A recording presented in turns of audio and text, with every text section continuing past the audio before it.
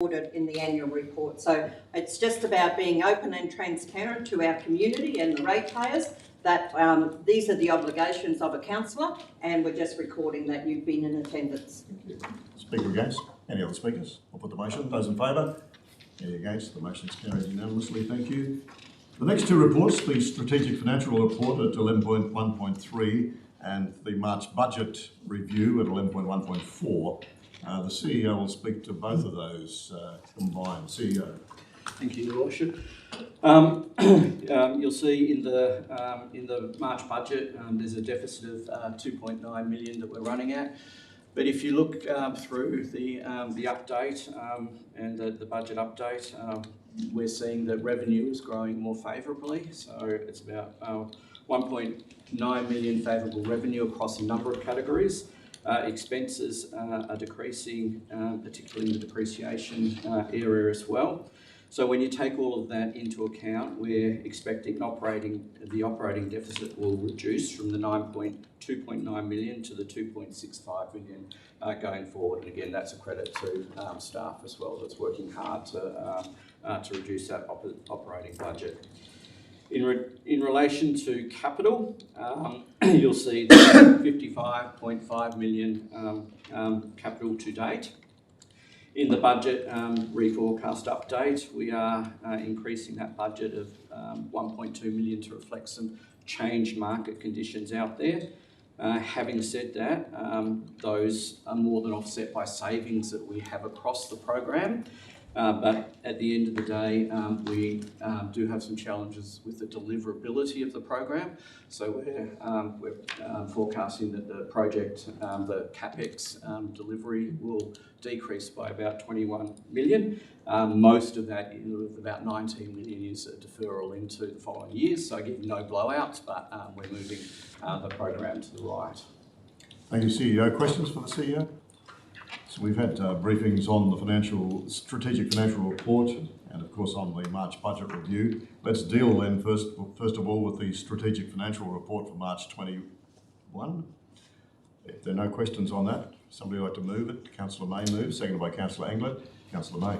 Thank you very much. There's not a real lot to say. I just wanted to again mention a big thank you to the Director of Corporate Services for the briefing that she gave the Council on the Strategic Financial Report. And it's good to see that we will probably finish the year in a better place than what we thought we were going to be. We're looking at that $5 million deficit, and throughout the year the officers have been able to pull that back, and hopefully we're 30th of June we'll land around the $2.5 million deficit. So I think it's a very complex set of accounts that the officers have to deal with, but they do it with extreme accuracy and precision, and it's great to know that the finances of this council are in good hands. Thank you very much, Councillor May. Speaker against? Any other speakers? No other speakers? I'll put the motion. Those in favour? Any against? Motion's carried. The March 21 budget review, and this is the budget review that actually points towards that great result in the operational P&L.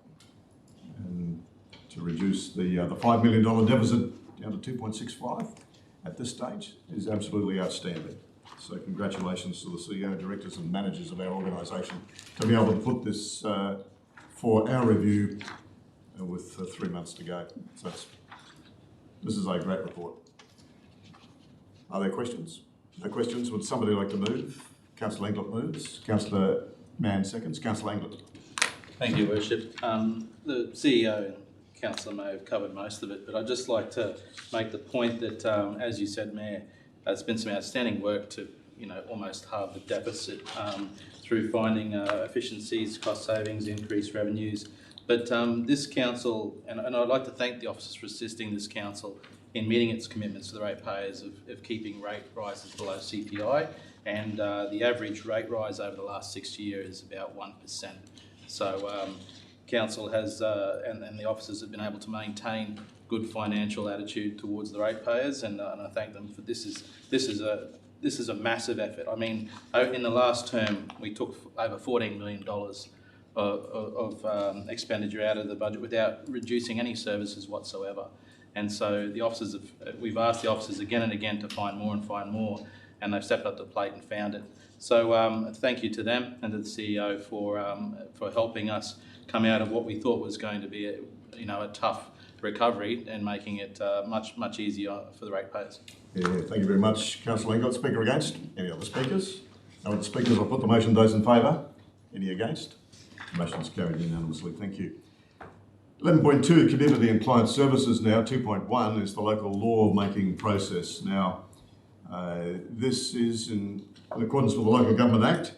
The Council has the ability to adopt local laws, and a format is outlined in the Act. At Council's ordinary meeting of the 9th of December, we resolved to make amendments to some local laws and subordinate local laws, and following that resolution, these are presented to Council today. So you'll see that in your agenda item. Are there questions? No questions?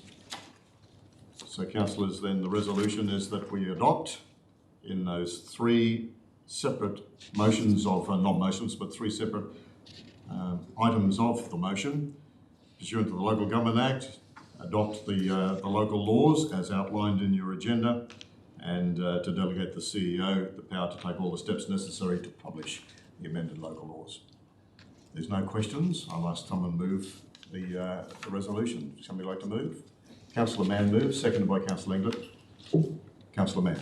Oh, just briefly, Your Worship, I think it's been a very thorough process that has been run. We invited community feedback, and we did consider that community feedback. At the end of the day, I think that what is being proposed is sensible, and it takes into account everybody's feedback and our obligations. So I'm very happy to support it. Thank you. Speaker against? Any other speakers? I'll put the motion. Those in favour? Any against? Motion's carried. Thank you. Those local laws are now adopted. Wonderful. 11.2.2. This is a report on a petition. The report back to Council from the petition that was tabled at the Council meeting of the 24th of March. I mean, it's a self-explanatory report on that petition. Are there questions? No questions. Would somebody like to move the report's adoption? Councillor Englert moves. Councillor Townsend seconds. Councillor Englert. Thank you, Worship. The report is very descriptive of the current legislation around our local laws and state government legislation. Noise complaints is one of the core businesses of this council, but the report clearly says that the state legislation covers all aspects of making complaints about noise, particularly industrial noise, and for council to double up on that is just an increase in bureaucracy and increased costs to ratepayers, in my personal opinion. But the report does go into detail about how extensive the state government legislation is, and it's the view of the officers and of myself personally that the current legislation would take into account and be able to respond to the concerns of the petitioners, and so therefore in the interest of not overcomplicating something, the current legislation will do the job for us. Thanks, Councillor Englert. Speaker against? Any other speakers? Councillor Ballard speaking for. I just would like to speak to this motion just to show that there are two sides to every story. And I agree entirely that the state legislation more than covers this. The example given in the petition is removal of industrial waste. And while that may be disturbing before 7 a.m, there's the flip side of the coin. And the flip side is that by its very nature, removal of large amounts of waste, especially industrial, involves movements of heavy vehicles, and that is best done before the busier times of the day. You get less interactions. And while that may adversely affect health and well-being, a collision with a large truck that's removing industrial waste is probably equally, if not more, damaging on health and well-being. So I congratulate our staff on taking a wider view, and I just basically want to say to our community, there are always more than one set of facts that relate to an issue such as this. Thank you. Thanks, Councillor Ballard. Any other speakers? No other speakers. I'll put the motion. Those in favour? Any against? Motion's carried unanimously. Development Services report for the month of March. Director. Thank you, and thank you for your consideration of the Development Services Monthly Review Report for March. I'll just quickly touch on some highlights. The department continues to have a strong focus on safety with a reduction in total incidents compared to this time last year. Unfortunately, we did have one lost time injury that was as a result of surgery required for an injury sustained in August. We've also seen a number of asset damage incidents more recently, so we'll work with the relevant areas to reduce these types of incident going forward. We're also continuing to see strong numbers of development inquiries and applications being received by our development assessment and development engineering teams. There are some quite interesting and exciting developments being proposed, so that's great for the Mackay region. A high-level peer review has been undertaken for the Mackay Floodplain Management Plan, and this has required some further tweaks of that document. This work's nearing completion and the draft plan should be ready for consideration by Council in May. Works are continuing on the resurfacing of Fifth Lane in the Mackay City Centre. These works will enhance opportunities for the laneway to be used for activations, events, and also to support adjacent businesses.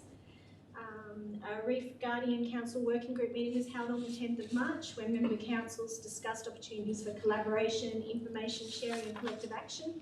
The Reef Guardian Executive Committee meeting is scheduled for tomorrow and Councillor May will be attending on Council's behalf. The upgrading of Cone Street Park is currently underway with new footpaths, half basketball court, picnic shelter and pedestrian bridge on the walkway under construction. And finally, we're continuing to see strong interest in the region for events, thanks to our demonstrated ability to host COVID-safe events and through support from Council's Invest Mackay program. There was one conference held in March in the region, and that was the biennial Australian Sugar Milling Council Industry Safety Conference. And so with that, I'd like to present my report for consideration. Happy to take any questions. Thank you very much, Director. Questions for the Director? Councillor Jones. Thank you, Worship. Just to the Director, on page 159, there's a mention of the Serena Sugar Shed brand refresh and a new website. I'm just wondering if that's going to be done in-house with our staff, or are we putting it out for an external tender? Director. Sorry, I'll have to take that on notice, unfortunately. I can't answer that. I think it's a mixture of both. Okay. And the second thing I wanted to ask was, I also know that there is a Serena Business Week function in May. I'm just wondering whether or not we have a business week in the Valley at all, and if not, maybe it's something we need to consider, because that's a tourist hub in the region. That's the point to make. Thank you, Worship. Thanks, Councillor Jones. Other questions? Councillor Murray. I have a question for you, Your Honour. We have the economic indicators given quarterly, and they're very good. However, there's one metric that I find makes this particularly single-dimensional. Like, we've got an unemployment rate and an employed persons rate, but we've got nothing here about the amount of job vacancies we have in the region. So unemployment rate in itself is not a valid metric, because many people, when we get lower down, actually don't take up the jobs available. Anecdotally, there's any number of jobs going out there. North Queensland Power Shed yesterday were looking for, and they had been looking for a number of weeks, for a storeman. And when I said what qualifications, they said a heartbeat. So not a particularly, not to denigrate storeman, not a particularly high level of training needed to take the job, but unable to find a candidate. So I think that would give us a lens with which to view this. And when we're talking about economic development with a view to creating jobs, if we can't fill the jobs we've already got, should we be expending our finances, and this is the question, more on something to facilitate the people we've got getting to the jobs we've got, rather than creating new jobs? But I think that would be a valuable first step. It's a very good observation. I mean, I look at Seek every day, and every day for the last 3 months at least, there's been 1,100 unfilled jobs in the site. See, even that, as opposed to this quarterly thing, even that monthly would be very valuable, I think. Okay, so because we have to be, as everyone said, agile, and we have to look at, are we actually directing our dollar at the right angle? Okay, well, I'll talk to with the staff and the CEO around that, Councillor Bella, and we might look at including that in our data collection on a monthly basis of the report. Right, thank you. Further questions? Councillor Englert. Just on the incident that the Director mentioned, it was as a result of the operation of a pulse, or do we know, or could I know that personally whether that's more of an RS repetitive strain injury or inappropriate operation?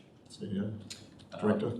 Director. Again, I'll have to take that on notice. I don't think it was an inappropriate use. I think it was just a muscle strain injury. Whether it's properly categorised as RSI, I'm not sure.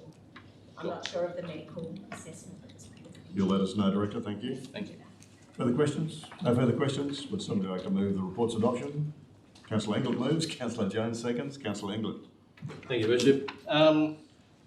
Council's approved a high impact industry use for a fragmentiser to complement the existing approved uses for a metal recycling facility. So it's great to have another recycling entity opening in the region. Bakers Creek civil construction works have been approved for stage 5 of the Waters at Aralee, consisting of 35 residential lots. And Rosalind Vista, Richmond Sugarview Estate, we've approved another 22 residential lots. The Finchatton and Youngla local planning framework is being prepared to support the implementation of the mountain bike strategy. The master plan for the Northern Beaches Community Hub site has been finalised for construction, and that'll go to the community reference group and the public for consultation soon. Riverside Public Realm, residents would realise that the Riverside dismantling of the 2 sheds there is almost complete, and a lot of the timber is being set aside to use in the upcoming stages. Platypus Beach, we had an issue with water quality, and so we've developed a plan to manage that on a more consistent basis, and we'll be advising people through signage and Facebook about whether they should access that or not. Something we mention a lot, that pesky lagoon weed management issue. So we've had an excavator in there and cleared a substantial amount of it, and spraying's recommenced, so we're on the way to doing something with that. And upcoming events on the 1st and 2nd of May, the 16th World Sooty Championship, Sooty Grunted Championship at Youngla. I encourage anyone to go look at that. I've been there for the last 3 years. And 1st to 3rd of May, Great Barrier Reef Arena Bash for Cash. And on the 3rd to the 7th of May, Australian Junior Basketball Championships at the Mackay Basketball Stadium. So if everyone could support those events, that would be really good for the region. Thank you very much, Councillor Englert. Speaker against? Any other speakers? Councillor Jones, speaker for. Thank you, Your Worship. On page 139, it does mention an event, which is the North Queensland Rock and Country Music Festival. I'm sure Councillor Townsend will be able to show us some of her hats at that festival. I love country music as well, but I also think it's going to be a great event for our region because it's going to bring a huge financial benefit to some of the businesses within our region. On page 147, as Councillor Englert said, the strategic planning team have been really busy. And I would just like to also note the mountain bike track at Finchy and Youngla, but also the Morani Community Precinct Master Planning Concept Design that's been undertaken. Just a reminder to the general public that we live on a floodplain. So Council's always looking hard at ways that we can actually look at our stormwater throughout the region. So there's the coastal and inland flood hazard adaptation strategy that the team have been working on, Mackay floodplain management plan, and the flood intelligence plan, just to make sure that we cover all bases around water within the region. So thank you, Worship. Thanks very much, Councillor Jones. Are there any other speakers? No other speakers? I'll put the motion. Those in favour? Any against? The motion's carried. Thank you. 7.3.2, the concept design for the Morani Community Precinct. And you know, councillors, of course, the council was successful in securing funding for the Morani Community Precinct project under the state's Building Better Regions funding program, and so we had $292,000 out of a total cost of $492,000 for this to undertake the master planning concept. And so this report is pretty well self-explanatory and asks the council to endorse the Morani Community Precinct concept design for detailed design now. So are there questions? Councillor Seymour. There was 2 members here from the men's shed. They brought up the question about the size of the shed they were going to put on the block. Is there any further update on if they come to a size or Any other planning for I that? know there were meetings, CEO Yes, or so- director. So we did meet with those representatives, and I think we all came to an agreement that where they were suggesting was not the right place, but we're looking for some an alternate home for them. Any other questions? No other questions? As I said, this is an exciting step forward for the Morani Community Precinct, and that concept design is really good. So it'll be very exciting. Somebody like to move? Councillor May moves, seconded by Councillor Mann. Councillor May. Thank you very much, Your Worship. And yes, you've summed it up. It is a great project. And one of the good things about this project is that we've been working with the stakeholders along the way, you know, since 2019 when this project was first put forward. We've gathered those stakeholders and been consulting with them to make sure that their needs are met within this project, and they take full advantage of it. So it is a good step forward. We're ready to go to detailed design now.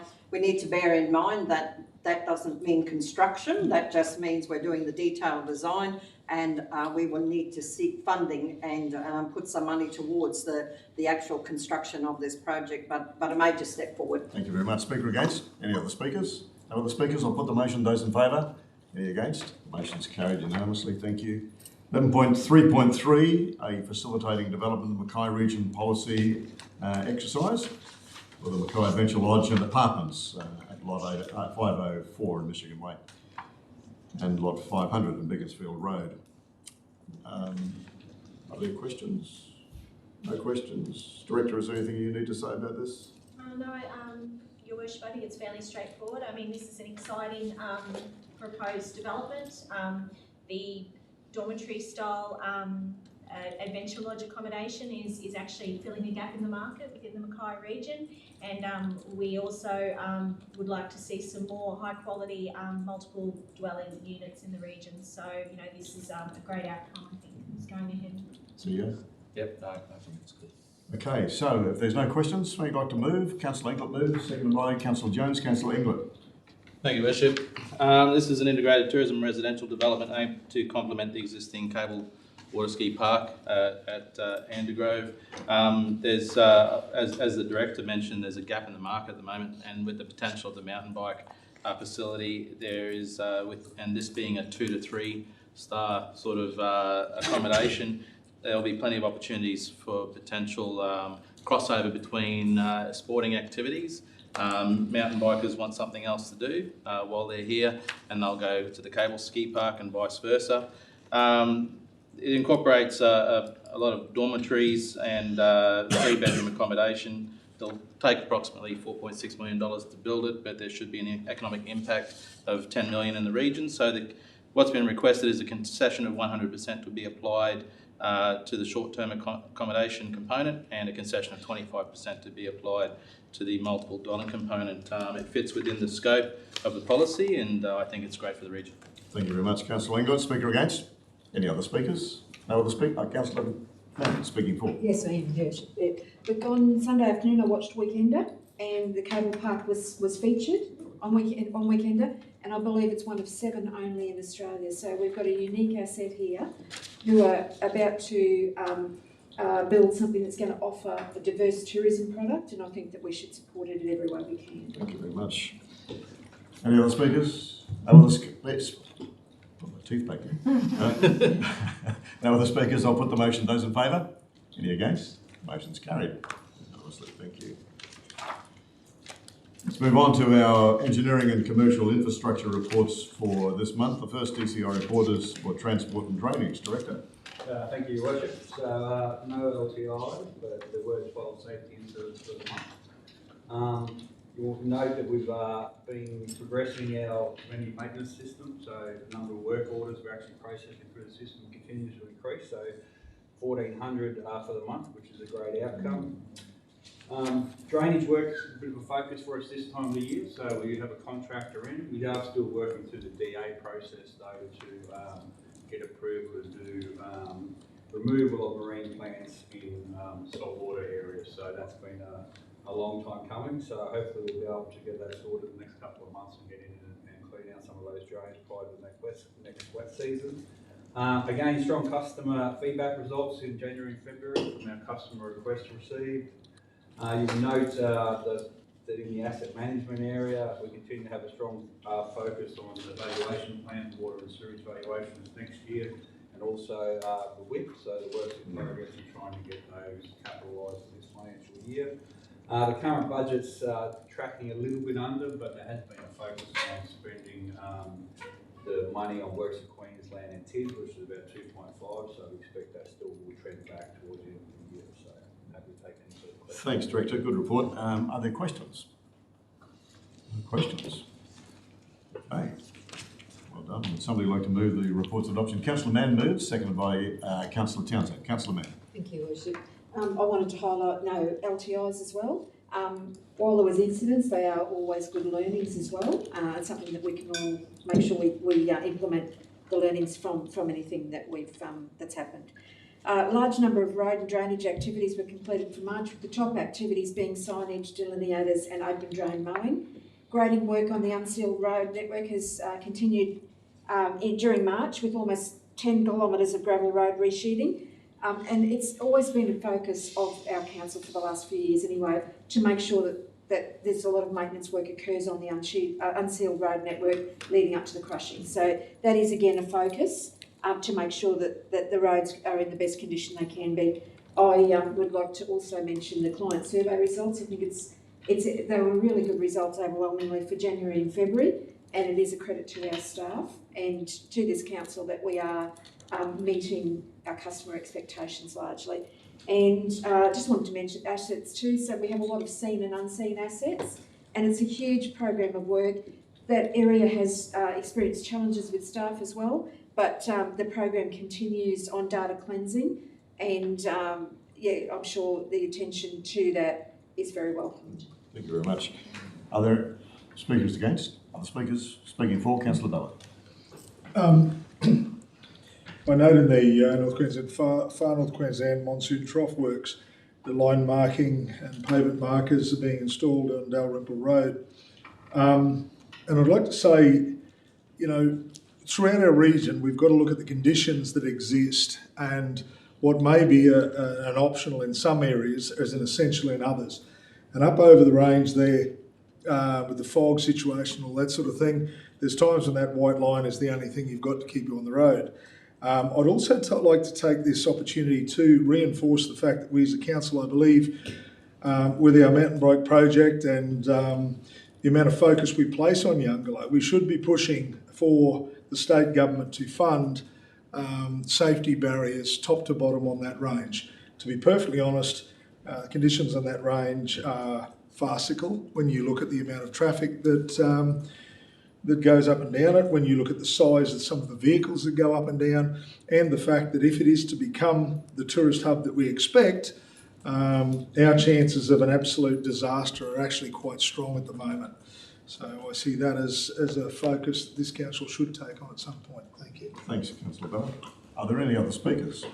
No other speakers? I'll put the motion. Those in favour? Any against? Motion's carried unanimously. Thank you. The next DCI report is for waste. Thank you, Worship. Again, no LTIs. Very pleased to see a couple of contractor incidents. We had the Lawmac meeting held at Gladstone in March. You'll see Hogan's pocket tonnages are up again a little bit for the month of March, so mainly due to commercial and industrial and municipal waste being up. I'd like to recognise Fiona Patterson, who's our Resource Recovery Education Officer, just retired, but done a magnificent job over the last 10 or so years on the education around our waste. So she'll be hard to replace. We're out to the market. The redemption rate for vouchers was a little bit lower than anticipated compared to the previous period of 26.1%, but we have the vouchers redeemed for the year to date around 485,000 in relation to vouchers, with a couple of months to go. Fee waivers and not-for-profits are on target, so staff have done a good job in obviously working with them over a number of years to bring that back in line, so we have that issue. Other than that, I'm happy to take any questions. Thanks, Director. Questions for the Director? I think it's an interesting point. The vouchers, the dump vouchers, the free dump vouchers cost about $485,000 to date. So that's a contribution that we would like more people to take up. So if we could get that to happen, we might get some of the waste that's dumped on our riverbanks and in headlands removed. Councillor Seymour, question. Yeah, I just like to know if any way the council can, like people who rent, getting the owners of the residents to pass the vouchers on to the tenants. We've had Because that I discussion. think you probably find a lot of the people are dumping sort of thing, so. We've had that discussion many times, Councillor. Director, is there any further light you can throw on that? Yeah, through your worship, we're coming back with a bit of a briefing and an overview, and that'll be one of the issues we touch on, but it is an issue, obviously, in making sure that renters can get access. So we are looking at a couple of options that we'll bring back in the briefing for council to consider. Great, okay. No further questions? Would somebody like to move the reports of adoption? Councillor Townsend moves, seconded by Councillor Mann. Councillor Townsend. Thank you, Your Worship. Excellent to see that there were no lost time incidents recorded for the month. Waste services continue to focus on safety within the whole waste services and are very proactive in developing a safety culture within the team. Client services had approximately 305,926 bins which were performed during the month, of which 39 were new services. So it proves that there is more development going on out there. March also saw a total of 536 bin maintenance requests, of which 149 were repairs and 387 were replacements. The number of bin replacements has increased by 64 compared to the number of replacements completed for March last year. This can be attributed to the degradation of bins over time. March recorded 40 missed bins by the contractor, which represents 0.01553% of the total bins collected. So I'd like to add here that these bins were missed due to a truck breakdown and human error, and these bins were then collected within a 24-hour period. Great to see education programs for our pupils and kindergarten children within our community. And these programs focused on recycling, worm farming and waste management education. These are fantastic learning programs for our young, and it is our youth that will take this learning into the future. Hogan's Pocket was mentioned by our director. There was a slight increase in total tonnes received for the month of March. There isn't a single reason for this, except we believe it can be attributed to increased regional development activity and an increase in both commercial and household waste management. And it's great to see our residents were conscious of the cyclone season and took action on trimming trees and gardens, which added to 1,008 tonnes of green waste being received during the month of March. So this, with the imminent expiration of vouchers, we believe contributed quite significantly in the tonnes received. I'd like to also highlight our volunteers that assist our not-for-profit contractor, Incredible Limited, by volunteering their time. They are an essential part of our community that make up the operations of the facility. And I'd like to give a shout out to our not-for-profit organisation, Incredible.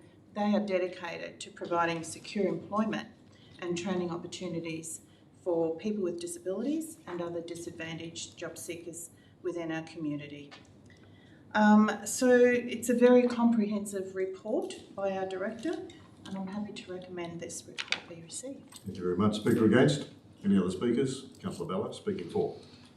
I'm prompted to speak by your comments earlier, Your Worship, talking about the dump vouchers and then obviously the illegal dumping.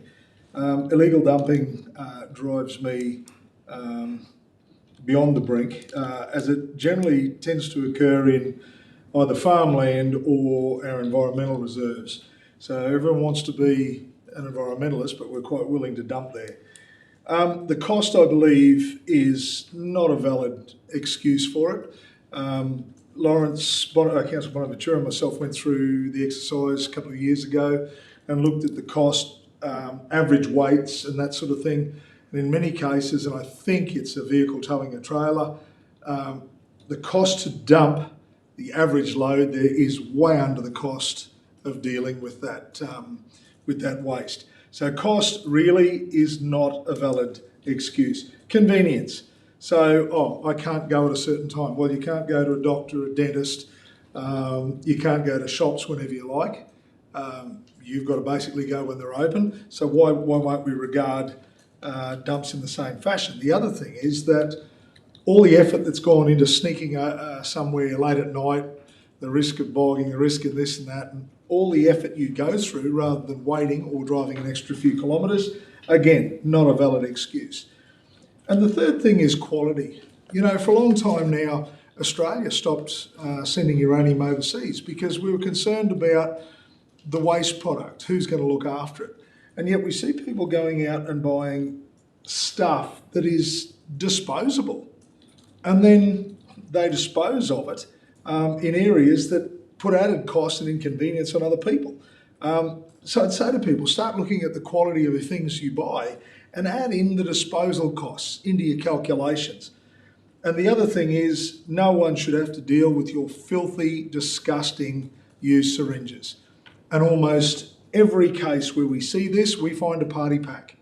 I'd also like to say that the briefing we received the other day regarding the staff member that we put on to try and clean this up, and I cannot remember the results, but they were absolutely outstanding, and I strongly commend it, and I think it's something we should not only continue, but possibly enhance it any way we can. Thank you. Thanks, Councillor Bella. Are there any other speakers? No other speakers? Councillor May, no? No, okay. Well, you're scratching your head. I'll put the motion then. Those in favour? Any against? Motion's carried. Thank you. So there's waste. ECI report for water. Thank you. Director. Again, pleasing to highlight no lost time injuries, but 6 incidents occurring in water and sewage. It's good to see that water consumption is down for the current period below our targets. Probably a little related to the wet weather, but also finally to remind that the water bills are about to go out next week. And that water use dates back to September last year, so a rolling program between September and March. And if you really want to understand your water usage, you sign up to My H2O and you go back and have a look over that period. So just a reminder there for residents. Year-to-date actual expenditure again is in line with budget, so tracking pretty well. Number of work order requests done, mainly a focus on our AMRs and water meter replacements, and also water services being repaired. Again, lots of development activity, so lots of quotes going out. 125 plumbing applications received and turned around within 1 business day, which is a fantastic effort. Strong customer survey results again for water in January, February, and then I'm happy to take it. Thanks, Director. Questions for the Director on this report? Councillor Matt. Just one, and just Director just mentioned water bills going out soon. Are we going to have a media process about that, given what happens every single time when water bills go out, and then council just get smashed with inquiries? Yes, we are. Director? Yeah, true question, but I think something's been drafted and is being looked at the moment, and will be out next week in advance of the water accounts going out. It's hard to imagine how you actually relate that. Expect your water bill, but look, it's really important to understand that this water bill reflects water that's used quite some time ago, not currently in the dry actually. So, all right. If there's no further questions, would somebody like to move the report's adoption? Councillor Bella moves, seconded by Councillor Jones. Councillor Bella. My comment on this report is that it's a very good report. The fact that we're going ahead with putting something out there prior to the bills is a very good idea. But I'd like to just raise a point. You know, we have incredibly high quality water. There are areas within our region that struggle a bit, and we're doing the best we can with putting in water treatment plants. But I've got to say, the water is the water. And it was interesting because we were talking about another issue down in Kamala, and I've pushed for a long time to get a report down there in Kamala to get a water treatment plant. And someone there, most of the people were rural people, but said, well, we don't actually use the water. And I said, well, you know, it does go to our people. And there was a lady there that said, well, our kids use the water. at the school. And they actually had a situation where at Kamala School, when the rainwater tank was banned from use, where kids were going home dehydrated because the water bottle they took had been used, and then they wouldn't drink the water because it had such a bad taste. So oftentimes when we don't think we use it, we actually do. And I'd like to highlight to people that talk about how much the water costs. The water costs a ridiculously small amount. And I speak from personal experience because in the last couple of months I've had to buy both a bore pump for $1,600, a small submersible, and then a pressure pump to get it up into the house, which was $1,400, apart from other little things we had to do. So, you know, you want to complain about the price of your water, come and try the price of mine for just a little while. And I pity the people that have to actually operate off tanks and get water trucked in. The cost of that water, and I did the sums, is far in excess of the water that we provide to people for a minimal cost. Thanks, Councillor Bauer. Speaker against? Any other speakers? Councillor Seymour, speaking for.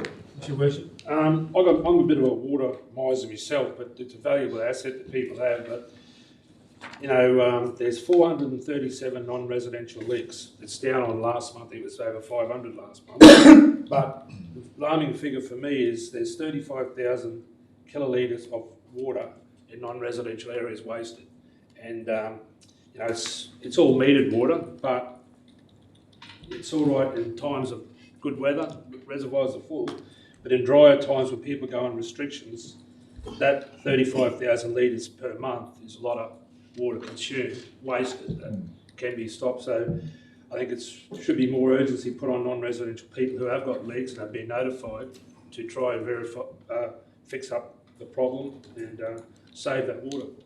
Yeah, thanks very much. Councillor Seymour, thank you. Councillor Townsend, speaking for. Thank you. This is just a personal thing. While I was away a couple of weeks ago, I got a text and an email from council saying I had a water leak at home. Unfortunately, we couldn't do anything about it for quite some time. So when I get my water bill, Councillor Bella, I will keep those facts and figures in mind, and I'm not going to feel so bad about You're one of the ones that Councillor Seymour was talking about. I know. So thank you. Okay. Done with water? I'm over it. Okay, put the motion. Those in favour? Any against? Motion's carried unanimously. Thank you. Organisational Services Report for March 21. Director. Thank you, Your Worship. Safety continues to be a focus of the department with no LTIs reported since 2017-18. That continues. It's pleasing to report that 309 development planning applications were received in March. This is a significant increase from last month where 240 were received, and it's being attributed to the boost in the local building activity driven by government incentives. And it's also pleasing to note that 99% of those applications were resolved within standard timeframes. So even though it's an increase, we're still meeting our deadlines. Attendance at the Mark has exceeded previous totals with 9,415 people attending the aquatic facility and 2,145 attending the athletics complex during the month. Work has begun on a review of our policy reporting and risk frameworks to align with the strategic direction and modernise these frameworks. Although some of our customer service targets are below expectations for the month, our annual grade service figure is 83%. A number of factors led to the decrease in these measures for the month, and these factors are being addressed. Customer service satisfaction remains high despite this at 97%. Delivery of our fleet replacement program continues, with fleet receiving numerous items of plant this month. Deliveries have been delayed during the year due to the ongoing COVID-19 situation affecting overseas acquired goods. And work is progressing on the development of our 21-22 budget. Happy to answer any questions. Thank you very much, Director. Questions for the Director on this report? No. Right, there's no questions. Would somebody like to move the reports of adoption? Councillor Mann moves, seconded by Councillor Jones. Councillor Mann. Thank you, Worship. Look, I want to touch on, the Director touched on it, no LTIs in this Directorate since 2017-18 year. Fantastic result, but it does require people to be vigilant all the time. Number of business improvement initiatives progressing or nearly completed, and it's always important as a council that we challenge ourselves on processes and do better where we can. I'd wanted to talk about the high volume of applications or requests received for development services business support. They don't often get a mention, but there's been a huge amount of work during the month. So 253 building approvals lodged by private certifiers in March, with 97% resolved in 5 days. 5 business days, sorry. 309 development plumbing applications received, with 99% resolved within service levels. And 180 planning advice inquiries, with 99% resolved within 10 business days. That's pretty impressive, and I think it's a small team of people that do that, so congratulations. Thank you very much, Councillor Mann. Speaker against. Any other speakers? Councillor Jones speaking for.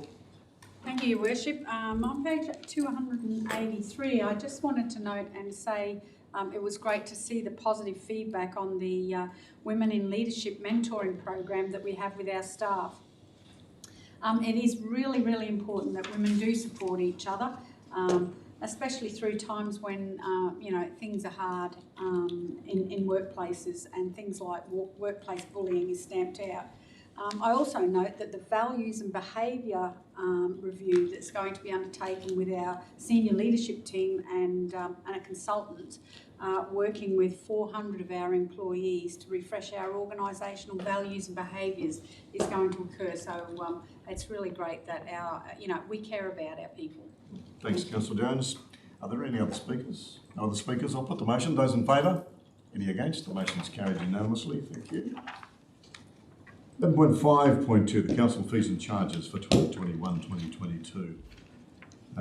Although these don't come into effect until the 1st of July, it's been our custom at council, of course, in accordance with the Local Government Act, to actually give forward notice of the adoption of fees and charges, which will affect our next budget. Are there questions on this briefing? We've had briefings on this, but are there questions on this agenda item? No questions. Would somebody like to move the adoption of the fees and charges for 2021-2022? Councillor May moves, seconded by Councillor Townsend. Councillor May. Thank you very much, Your Worship. As it says in the report, the majority of fees are being increased by 2%. You will remember in last year's budget we had no fee increase, and we actually gave some abolishment of fees for certain areas to help our businesses out during that COVID pandemic. So a slight increase of 2%, is something that we need to do as a council to be responsible for the financial management of this council. So we put forward that as the recommendation. Thank you. Speaker against? Any other speakers? I'll put the motion. Those in favour? Any against? The motion is carried unanimously. The quarterly report for the operational plan for the third quarter of 2020-2021. Director. Thank you, Your Worship. This is our standard quarterly reporting. This is the third quarter of the year. The report notes which actions are below target with a detailed explanation of why. So Thank you. CEO? No further comments. Okay. Are there questions then? It's a fairly standard report. Councillor Jones. Thank you, Your Worship. Just on page 343, we talk about supporting local businesses, and we do the courses around small businesses being able to understand how to do business with our council, and we do that once a year. I'm curious what the cost is involved in being able to run that course and why we don't offer it twice a year. Director. thank you, Your Worship. Because we've staff time and hiring of the Met, we've typically only done it once a year, and usually at the start of the financial year to encourage people to get involved. But if you would like us to do it more often, there's no issue. Okay, well, maybe you could think, I don't know, just give us an idea of what the benefits might be. I mean, I understand we do it at the start of the financial year, which is really how businesses start their planning process. That's right, yeah. A half-yearly refresher might be we might think about. Okay. Thank you, Your Worship. Okay. If that's all right with you, so yeah. Okay. So, any further questions on the operational plan quarterly report for the third quarter? No further questions. Would somebody like to move the report's adoption? Councillor Mann moves, seconded by Councillor Townsend. Councillor Mann. Thank you, Worship. Look, I'm not going to go into a lot of detail. It is our report card on how we're progressing, and overwhelmingly we've got green lights. We do have a lot of completed actions. There are some below target, which there's suitable explanation for. So I'm very happy with the report that's been presented. There is a lot of work going on in the last quarter. Absolutely. Speaker against? Any other speakers? So could we add our congratulations once again, as Councillor Mann has already said, to the CEO, directors and our managing staff for a tremendous quarterly report. So, as has been said, this is a great report to read when you see some of the green lights. Thank you very much. I'll put the motion. Those in favour? Any against? Motion's carried unanimously. Thank you.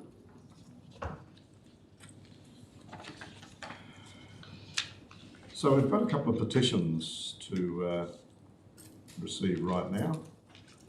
And the first petition is the installation of a passing turning lane on Holtz Road. What we can do with petitions is receive them. There's no debate allowed on these petitions. So the officer's recommendation is that the petition be received and referred to the CEO for a report to come back to council at the appropriate time. Somebody like to move? Councillor May moves. Sorry, Councillor May moves. Councillor Englert seconds. Those in favour? Any against? It's carried. The second petition is for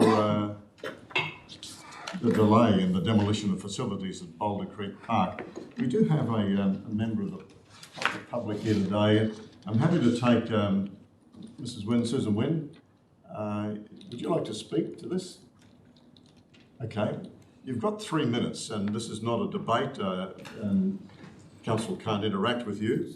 And of course, you know that with the petition, all we can do is receive it or not receive it. But I'm happy for you, rather than do it in public participation, for you to do it right now. So, Mrs. Susan Wynne. Thanks for the opportunity to speak on this. I'm really just here today to bring it to everyone's attention how much the Boulder Creek Park means to the local community of Mount Charlton. It's a very small community, as you know. It is our only public space in Mount Charlton. We have all our meetings there. If we have rural fire meetings, any meetings, always at the park. We have an annual Australian Day celebration there since 1995, when the park was built by the local community themselves. We have Australia Day there every year. We get over 100 people every year. They're there for the entire day. They arrive around 9 o'clock. Sometimes they don't leave till 9 o'clock at night. There's no toilet. That celebration will be cancelled. We also have an annual Christmas get-together as well. So there's plenty of meetings going on. Lots of people visit from Mackay for the weekend to go swimming. And a lot of tourists on the drive-through market coming around that way to do the drive-through the Pioneer Valley. So lots of people using it.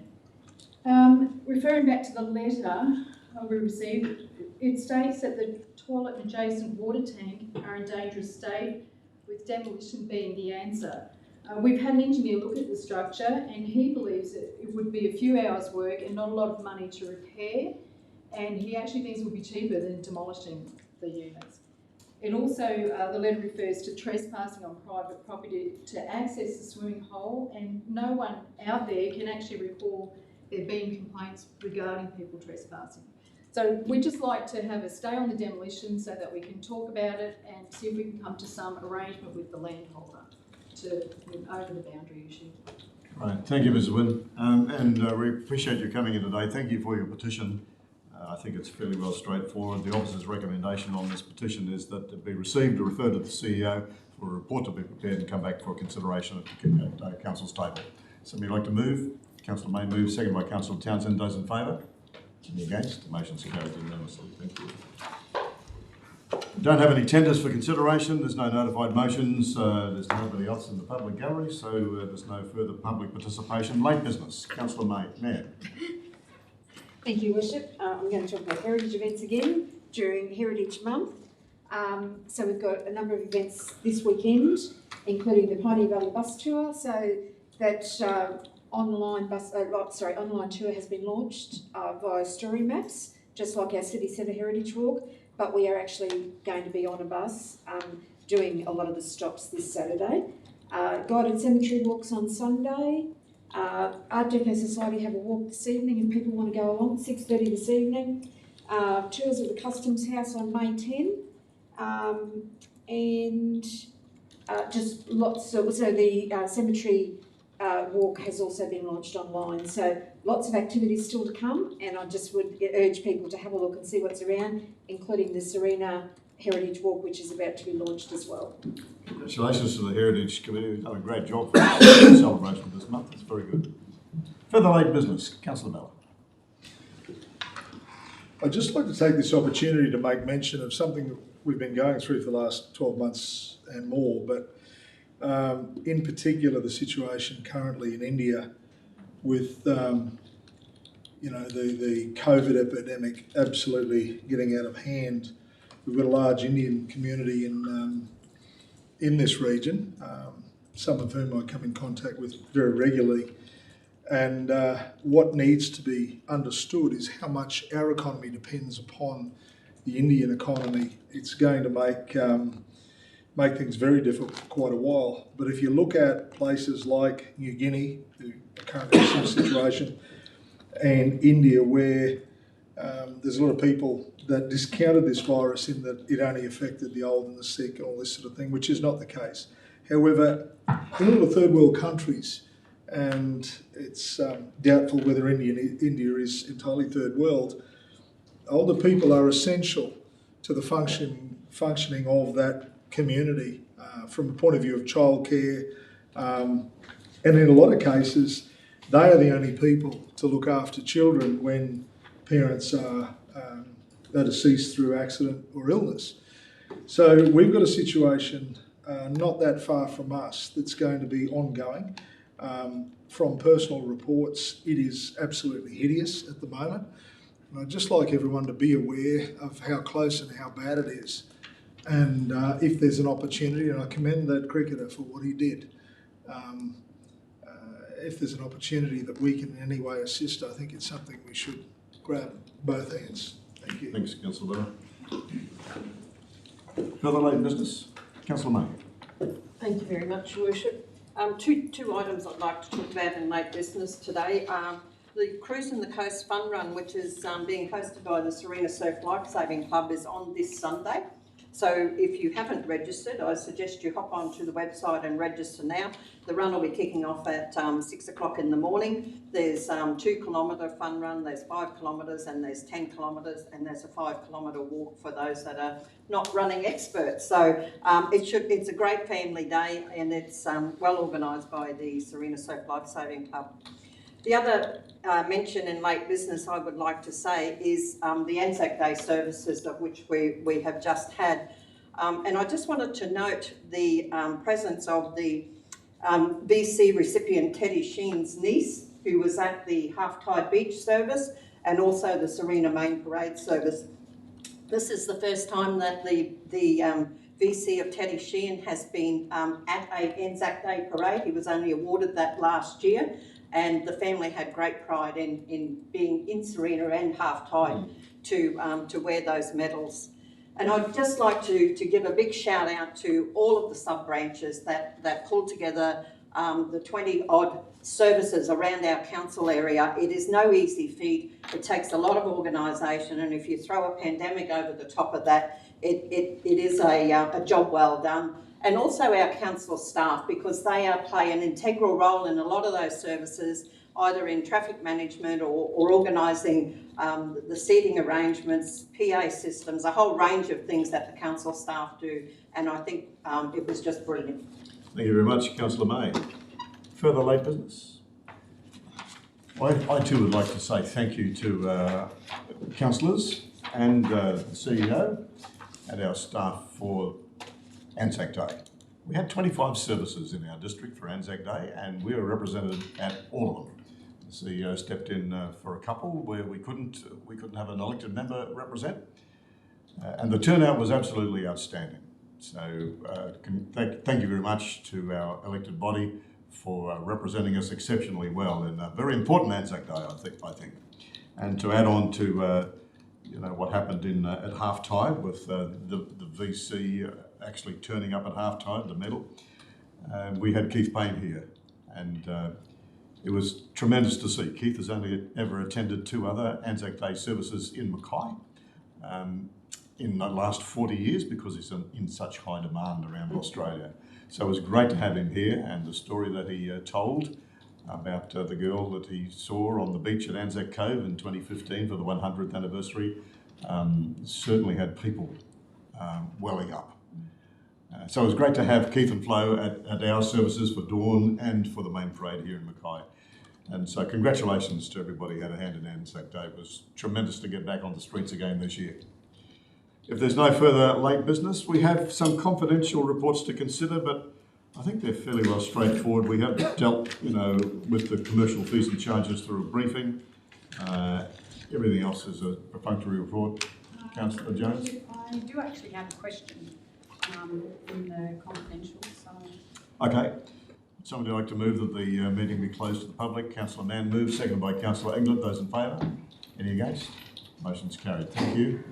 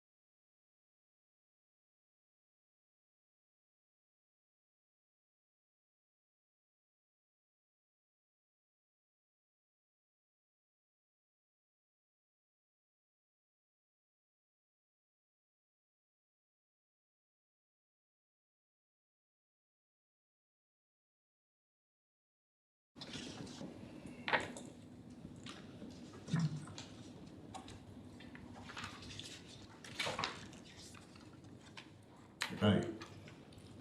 We're back, Pat. Confidential report 17.1, the Legal Services Monthly Report for March. Would somebody like to move its adoption? Councillor Anklet moves. Councillor Mann seconds. Those in favour?